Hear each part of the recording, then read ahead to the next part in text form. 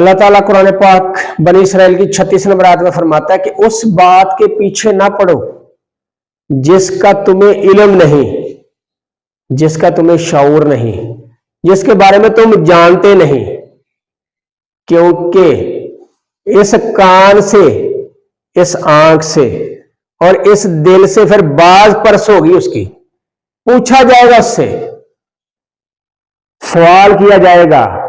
और अल्लाह कुरान में बड़ा क्लियर कहता है कि जब हम क़यामत में लोगों को इकट्ठा करेंगे तो हम उनकी जुबानों पे पट्टी लगा देंगे, बंद कर देंगे, फिर उसके कान बोलेंगे, फिर उसके हाथ बोलेंगे, फिर उसके पांव बोलेंगे, फिर उसकी आंख बोलेगी, फिर उसका दिल बोलेगा, वो गवाही देगा कि इस इंसान ने क्या क्या किया। तो आज हम दुनिया के पीछे, दुनिया के लोगों की टोह में रहते हैं कि यार ये क्या कर रहा है, ये कैसे तरक्की कर गया है, इसको खींचा जाए। हम अगले से हसद करने लग जाते हैं, बुग़्ज़ पाल लेते हैं बगैर किसी वजह से। तो इस बुग़्ज़ को छोड़ने का एक ही हल है कि अल्लाह से लो लगा के रखें, अल्लाह से मोहब्बत करें। और अल्लाह उनसे मोहब्बत करता है जो उसकी मखलूक से मोहब्बत करते हैं। तो लोगों की टोह में ना रहे, लोगों के ऐब जाहिर करने के चक्कर में ना रहे। आप सल्लल्लाहु अलैहि वसल्लम तो ये फरमाते हैं कि आज अगर आपको किसी के ऐब का इल्म हो जाए, पता चल जाए, तो उसकी पर्दापोशी करेंगे, क़यामत के रोज अल्लाह आपके गुनाहों की पर्दापोशी कर देगा। तो हम लोगों के गुनाह उछालने के पीछे चढ़ जाते हैं। हम गीबत, चुगलखोरी जैसी लानत में इतने पड़ गए हैं कि हम दिन रात चाहते हैं कि यार किसी न किसी की इसकी टोह में रहो, किसी न किसी के, और इसके ऐब तलाश करते रहो। लोगों के पीछे ना पड़ो, अपनी जिंदगी बनाने के लिए आगे बढ़ जाओ ताकि आपको किसी के पीछे पड़ने की जरूरत ही ना पड़े। जिंदगी इतनी कीमती चीज अल्लाह ने दी है और चंद लम्हों की है, इससे फजूल में लोगों की टोह में ना गुजारें, लोगों के ऐब तलाश करने में ना गुजारें, लोगों के खिलाफ एजेंडा इकट्ठा करने के लिए ना गुजारें, बल्कि जिस मालिक के कायनात ने दी है उसके शुक्राने में गुजारें, क्योंकि उसके शुक्राने से आपको मिलना है। आप जितना भी हसद कर लें, जितनी भी किसी की टोह लगा लें, जितने भी किसी के ऐब जाहिर कर दें, कोई फर्क नहीं पड़ने वाला। वजह क्योंकि अल्लाह कुरान में बड़ा क्लियर कहता है, वा तो इज्जु मन तशा व तजिल्लु मन तशा, कि मैं जिसको चाहूं इज्जत दे दूं, जिसको चाहूं जलील कर दूं। फिर अल्लाह यही कहता है कि मैं जिसको चाहूं हुक्मरानी दे दूं, जिसको चाहूं सल्तनत दे दूं, जिसको चाहूं इमारत दे दूं, जिसको चाहूं जलालत दे दूं। यानी कि किसी से सल्तनत छीन लूं, किसी को इमारत दे दूं, ये मेरा इख्तियार है। किसी को जिंदगी दे दूं, किसी को मौत दे दूं, इससे कोई किसी को एक राई के बराबर इधर नहीं कर सकता और कोई किसी को इज्जत नहीं दे सकता जब तक अल्लाह इज्जत ना दे। और अगर अल्लाह इज्जत देने पे आ जाए, अल्लाह किसी को इमारत देने पे आ जाए, अल्लाह किसी को जिंदगी बख्शने पे आ जाए, तो दुनिया का कोई ऐसा बड़े से बड़ा पावरफुल जालिम, बड़ी अपनी मैं रखने वाला मुतकब्बर इंसान क्यों ना हो, वो दूसरे का एक बाल भी बींगा नहीं कर सकता। यानी कि एक राई के बराबर उसको आगे नहीं कर सकता, उसकी इज्जत को घटा नहीं सकता अगर अल्लाह ने चाहा तो मसला यह कि किसी की टोह में ना रहे, किसी की ऐबों की तलाशी में ना रहे, अपनी जिंदगी इस तरह गुजारे कि आपको लोग पीछे करने शुरू हो जाए, आपके फॉलोअर बनना शुरू हो जाए, आपको पसंद करने लग जाए। और उसके लिए शर्त यही है कि आप अल्लाह की पसंदीदा बताई हुई जिंदगी गुजारना शुरू कर दें, हक की, सच की, गीबत से पकीजगी की, तहारत की, अलंबरदारी की, आला अखलाक की, नाप तोल में बराबरी की।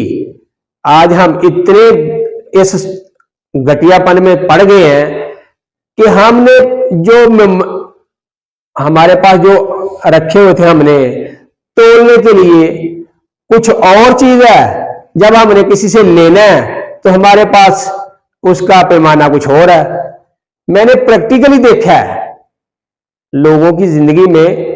मैं अब एक बंदे का नाम नहीं लूंगा, लेकिन बताता हूं आपको कि मैंने अपने गांव में ऐसा बंदे देखे हैं अपनी आंखों से कि उनका एक कोड वर्ड होता था कि जब उनसे किसी ने कोई चीज लेनी है ना, यानी कि वो बेच रहे हैं, तो वो घर वाले को कहते थे पुत्र देया बेटी, देया वट्टी, यानी कि ये पंजाबी में वट्टी कहते हैं 2 किलो के वजन को। तो वो कहते थे पुत्र देया वट्टी, मतलब देने वाला जो आपके पास पैमाना है ना वो दे दो मुझे। तो जब वो किसी से कोई चीज ले रहे होते थे तो फिर कहते थे पुत्र ले आ वट्टी, कि मेरे पुत्र अपनी औलाद को सिखा रहे हैं। कैसी इंसानियत है हमारी कि हम अपनी औलाद को गलत काम पे कितने अहसन तरीके से सिखा रहे हैं, जबकि हमें पता ही नहीं चल रहा कि हमारी औलाद इसकी पूरी पैरोकार हो चुकी हुई है। तो लिया बट्टी यानी कि मुझे जो लेने वाला पैमाना ना अब वो ले आओ। तो दोनों की पैमाइश में, तोल में फर्क। तो ये जमाना, ये दुनिया, ये कारोबार, ये लज्जतें, ये बैंक बैलेंस, ये सारा कुछ यही रह जाना है। कोई बंदा आज तक कोई साथ लेके नहीं गया। सिकंदर आजम जो दुनिया पे हुकूमत करने वाला इंसान था ना, तो उसने जाते हुए कहा कि जब मैं जा रहा हूं तो मेरे हाथ मेरे कफन से बाहर निकाल देना, ताकि लोगों को पता चले कि दुनिया के ऊपर हुक्मरानी करने वाला सिकंदर आज खाली हाथ गया है। तो ये दुनिया यही की है, एक सांस की जिंदगी के लिए ये इतने जुल्म ना करें, औलादों के लिए जुल्म ना करें। अल्लाह कुरान में बड़ा क्लियर कहता है कि क्या आपकी औलादें आपको बचा लेंगी, आपको इस मुकाम पे ले आएंगी कि आपको हमारे कुर्ब कर दे, हमारे करीब कर दे। आपकी औलादें इस काबिल नहीं है कि आपको हमारे कुर्ब में ले आए। और औलाद तो है ही खेल तमाशा, ये दुनिया तमाशा है, आजमाइश है। तो इसकी खातर गलत काम ना करें, क्योंकि ये जिस दिन सांस खत्म हो गया आपका नाम सबसे पहले मिटेगा। कोई आपका नाम लेवा नहीं होगा उस दिन, सिर्फ जनाजा होगा उस दिन, सिर्फ नियत होगी उस दिन, सिर्फ और सिर्फ दफनाना होगा बस। तो बजाय गलत काम करने के, ये नाप तोल में कमी करने के, ये रिश्वत खोरी में, ये लोगों के ऐब तलाश करने में, ये बुग़्ज़ में, ये कीना परवरी में और ये गीबत के चक्करों में अपनी जिंदगी बर्बाद करने की बजाय अल्लाह की याद में इतना टाइम गुजारें, यही जिंदगी है। क्योंकि जो अल्लाह ने बनाया है ना इंसान को, तो अल्लाह कहता है मैंने बनाया ही अपनी इबादत के लिए है। तो हम किस चक्कर में पड़ गए हैं? तो बेहतर यही है कि आज मुंह मोड़ ले इन सारी गलत कामों से, इन सारे जुल्मों बर्बरियत से, इन चुगलियों से, इन गीबतों से, इन हसदों से, इन सारी गलत लज्जतों से। जो अल्लाह ने लज्जत आपको दी है ना इस्लाम के अंदर, उस लज्जत में आए, उसका लज्जत का मजा ही अलग है। उसका जिसको कहते हैं ना एक चस, उसकी चस ही अलग है, उसका जायका ही अलग है। तो जिंदगी गुजारे इन सारी चीजों से पाक साफ होकर। अस्सलामु अलैकुम वरहमतुल्लाह।